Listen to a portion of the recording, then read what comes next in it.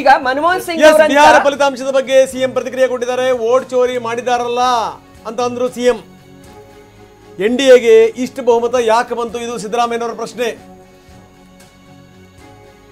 ನಮಗೆ ಯಾಕೆ ಹಿನ್ನಡೆ ಆಗಿದೆ ಅದನ್ನು ತಿಳ್ಕೊಳ್ತೀನಿ. ಜನ ಕೊಟ್ಟ ತೀರ್ಪನ್ನು ಒಪ್ಕೋಬೇಕಾಗತ್ತೆ. ಇದು ಫೈನಲ್. ಇದೇ ಫೈನಲ್. ಜನ ಕೊಟ್ಟ ತೀರ್ಪನ್ನು ಒಪ್ಕೋಬೇಕಾಗುತ್ತೆ.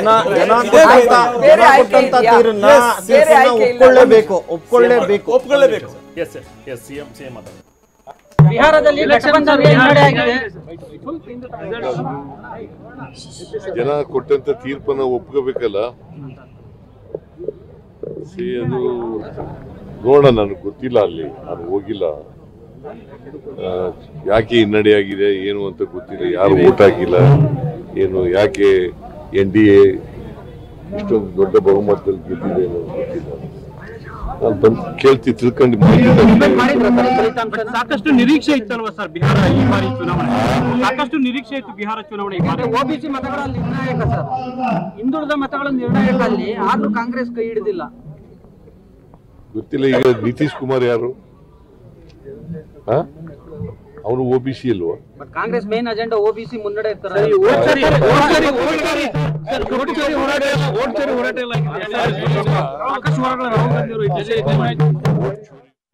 ಮುಖ್ಯಮಂತ್ರಿಗಳ ಮಾತನ್ನು ನಾವು ಕೇಳ್ತಾ ಇದ್ದೀವಿ. ಇದೆಲ್ಲದರ ಜೊತೆಗೆ ರಾಜ್ಯದಲ್ಲೂ ಕೂಡ ಯಾಕೆ ಬಿಹಾರ ಬಹಳ ಇಂಪಾರ್ಟೆಂಟ್ ಆಗಿತ್ತು ಅಂತಂದ್ರೆ, ಬಿಹಾರದ ಚುನಾವಣಾ ಫಲಿತಾಂಶದ ಬಗ್ಗೆ ಇಲ್ಲಿನ ಫಲಿತಾಂಶ ಏನಾದ್ರೂ ಬದಲಾಗುತ್ತೆ ಅಂತ ಹೇಳಿ.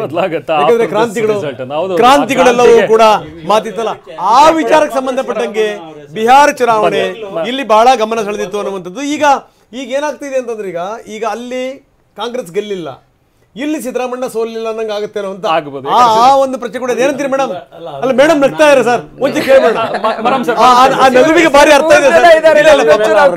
ಅಲ್ಲ ನಗುವಿಗೆ ಬಹಳ ಅರ್ಥ ಇದೆ, ಕೇಳಬೇಡ. ನೀವೇ ತಗೋತಾ ಇದ್ದೀರಿ. ಒಂದು ನಿಮಿಷ, ನಾನು ಫಸ್ಟ್ ಅದು ಇಲ್ಲಿ beneficiary of this results, election result, Bihar election result ಅಂದರೆ ಸಿದ್ದರಾಮಯ್ಯ. ಯಾಕೆ ಅಂತ ಹೇಳ್ತೀನಿ.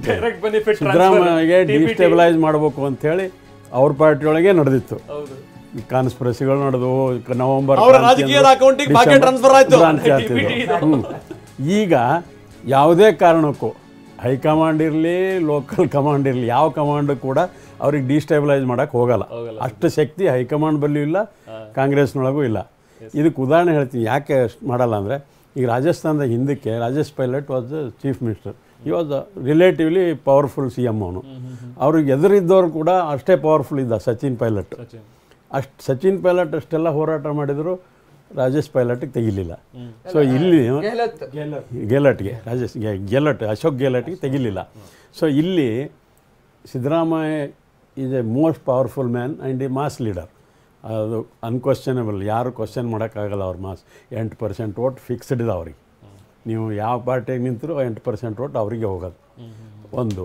ಎರಡನೇದು, ಎದುರೇನು ರಿವೋಲ್ಟ್ ಅವ್ರ ವಿರುದ್ಧ ಇದು ಮಾಡ್ತಾ ಇದ್ದಾರಲ್ಲ, ಅವರು ಅಷ್ಟು ಶಕ್ತಿಯುತ ಇಲ್ಲ.